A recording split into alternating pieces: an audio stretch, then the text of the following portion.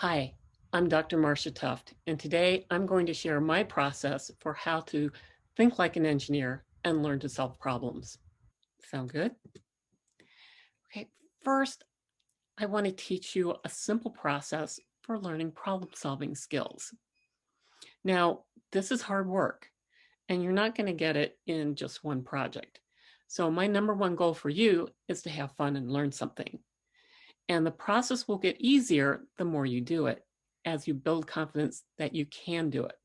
Now, the challenge with teaching problem solving skills is the student has to take the initiative. You present a problem or a situation, and then the student has to make a choice or take an action.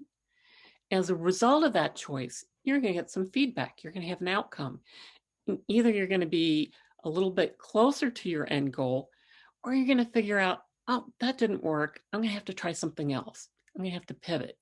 So it's learning by doing, learning from failure and learning from successes.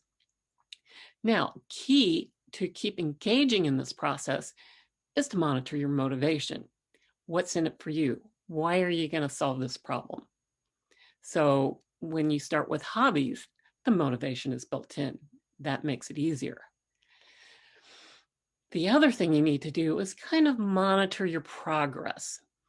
So you're going to have small wins at first, and you need to celebrate those. Even sometimes the bad decisions where you figure out that's what the problem isn't, celebrate that too, because you've learned something. That's not the approach you want to take. It'll help you take the next one. So taking time to learn this, celebrate those incremental steps and keep it fun. That'll help you stay motivated to keep learning. And the bottom line is problem solving really is learning how to learn. And whatever field you end up in, you're never going to get all the knowledge that you need at school. You're still going to have to learn more on the job. And the problem solving process will help you figure out what you know, what you don't know, and what additional information you need to solve the problem at hand. This is a short video um, of my dog Harry doing some of his dog tricks. And this process is one that professional trainers at SeaWorld use to teach dolphins and killer whales the amazing routines and performances that they put on. Top dog trainers around the world use this process to teach their dogs cool tricks and to perform at agility trials and obedience trials.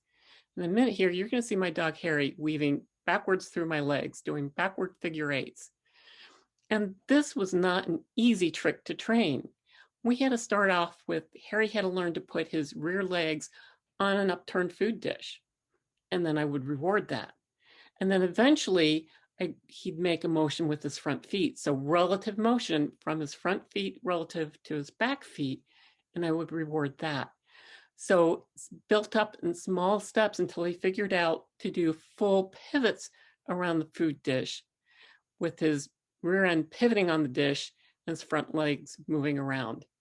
And see here, you can see some of the other tricks. It's handstands and two on the side and catching frisbees. These were all built up in small steps. When you start small, celebrate positive progress, you can do amazing things.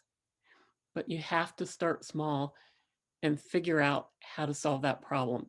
Just like if you're training and lifting weights, you don't start off bench pressing 300 pounds. You start off with lower weights and increase the difficulty gradually. And that's what we want to do with the problem solving process. We want to start small, celebrate positive progress, and keep the learning cycle going and tackle one problem at a time. It can be a lot of fun if you do it right.